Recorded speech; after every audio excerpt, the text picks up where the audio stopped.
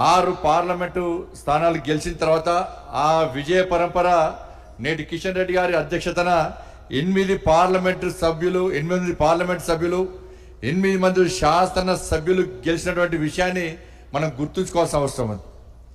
దీని ప్రధాన కారణం ఏంటంటే గతం నుంచి కూడా భారతీయ జనతా పార్టీ తెలంగాణ రాష్ట్రంలో ఉమ్మడి ఆంధ్రప్రదేశ్ నుంచి తెలంగాణ రాష్ట్రం ఏర్పడ్డ తర్వాత కూడా భారతీయ జనతా పార్టీ తెలంగాణ రాష్ట్ర ప్రజల కోసం ఈ తెలంగాణ రాష్ట్రంలో ధర్మాన్ని కాపాడడం కోసం పేద ప్రజలను కాపాడడం కోసం ఈ పాలకుల నుంచి ఈ తెలంగాణ రాష్ట్రాన్ని రక్షించడం కోసం చేస్తున్నటువంటి ప్రయత్నాలు, చేస్తున్న ఉద్యమాలు, చేస్తున్న పోరాటాలు, ఎన్ని కష్టాలు వచ్చినా ఎన్ని ఇబ్బందులు వచ్చినా అన్నింటిని భరిస్తూ అన్నిటికీ తెగిస్తూ చేస్తున్న ఉద్యమాల ఫలితంగా ఈ తెలంగాణ రాష్ట్ర ప్రజలకు భారతీయ జనతా పార్టీ మీద ఒక విశ్వాసం, నమ్మకం ఏర్పడిందన్న విషయాన్ని మనం గుర్తుంచుకోవాల్సిన అవసరం ఉంది.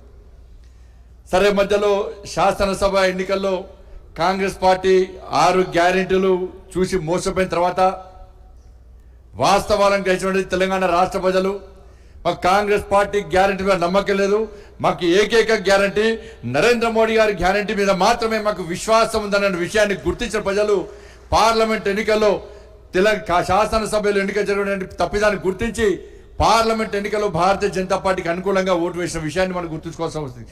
కేవలం నరేంద్ర మోడీ గారి ఇచ్చిన స్ఫూర్తి, నరేంద్ర మోడీ గారి యొక్క గ్యారంటీ విషయంలో ఈ తెలంగాణ రాష్ట్ర ప్రజలు విశ్వసించారు కాబట్టి మనం 8 పార్లమెంటు స్థానాల్లో మనం గెలిపించడం. ఒక సరిహద్దు ఒక ఆర్మీ జవాన్ నడితే మాకు గ్యారంటీ నరేంద్ర మోడీ అంటారు.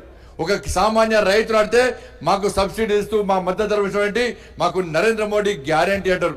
ఒక నిరుద్యోగ యువత నడితే ఇలా ప్రధానమంత్రి రోజ్గార్ మేళా పేరుతోని 10 లక్షల మంది ఉద్యోగాలు ఇచ్చినటువంటి ఒక నరేంద్ర మోడీ మాకు గ్యారంటీ అంటారు.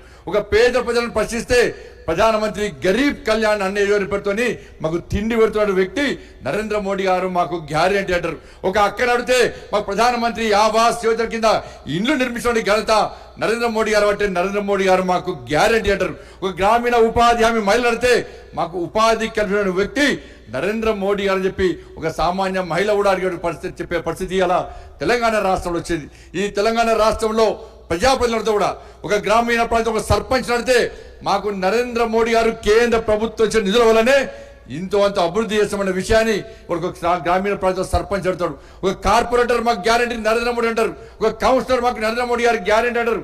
ఒక వార్డు మెంబర్ నుంచి పార్లమెంటు స్థాయి వరకు అన్ని పార్టీల నాయకులు కూడా మాకు నరేంద్ర మోడీ గారి గ్యారెంటీ అని చెప్పి ఈ తెలంగాణ రాష్ట్రంలో ఒక ప్రత్యేకమైన వాతావరణం పార్లమెంట్ ఎన్నికల సందర్భంగా వచ్చింది కాబట్టి 8 పార్లమెంటరీ స్థానాల్లో ఇలా భారతీయ జనతా పార్టీ గెలిచింది. మిగతా స్థానాలు కూడా అనుకున్న స్థాయిలో కూడా ప్రజలు మనకు ఓట్లేసే ప్రయత్నం చేశారు. కాబట్టి ఈ విషయంలో మనం ఆలోచించాల్సిన అవసరం ఉంది. కాంగ్రెస్ పార్టీ 6 గ్యారెంటీల పేరుతో మోసం చేసిన తర్వాత దాని నుంచి ప్రజలను దృష్టి మళ్లించడానికి పార్లమెంట్ ఎన్నికల సందర్భంగా నరేంద్ర మోడీ గారి ప్రభుత్వం దేశంలో ఏర్పడితే రిజర్వేషన్లు రద్దు చేస్తారు, రాజ్యాంగాన్ని మారుస్తారని చెప్పి ఒక తప్పుడు ప్రచారం చేసినప్పుడు కూడా తెలంగాణ రాష్ట్ర ప్రజలు కాంగ్రెస్ పార్టీ మాటలను విశ్వసించలే.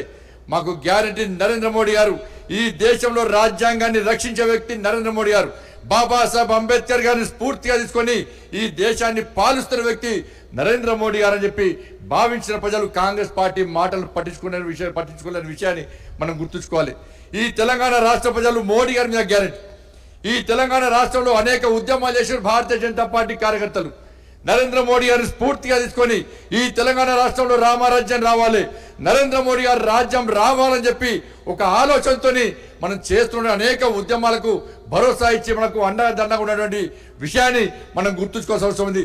తెలంగాణ ఉద్యమ సమయంలో కానీ, దాని తర్వాత జరిగిన పోరాటాల ఫలితంగా కానీ, దాని తర్వాత జరిగిన ప్రజా సంగ్రామ యాత్ర విషయంలో కానీ, దాని తర్వాత కిషన్ రెడ్డి గారి నేతృత్వంలో జరిగినటువంటి ఆందోళన కార్యక్రమాల్లో ఇలా కార్యకర్తలు పోరాటం చేసిన తీరును చూసి ఇలా భారతీయ జనతా పార్టీకి మద్దతు తెలిపిన విషయాన్ని మనం గుర్తుంచుకోవాలి. ఏ పార్టీ కార్యకర్తల మీద ఇన్ని కేసులు ఇవ్వనా? కేవలం ఇక్కడున్న అనేక మంది జిల్లా అధ్యక్షులు, అనేక మంది రాష్ట్ర స్థాయి నాయకులు, అనేక మంది వివిధ హోదాలో నాయకులు ఇక్కడ ఒక్కొక్క కార్యకర్త మీద, ఒక్కొక్క నాయకుడి మీద 40-50 కేసులు, అనేక మంది జిల్లా అధ్యక్షులు సహా మండల స్థాయి పోలింగ్ బూత్ స్థాయి వరకు అనేక మంది కార్యకర్తలు జైలుకు పోయిన విషయాన్ని తెలంగాణ రాష్ట్ర ప్రజలు గుర్తించి కాబట్టి వాళ్ళ పార్లమెంట్ ఎన్నికల్లో మనకు ఓట్లేసి గెలిపించారు.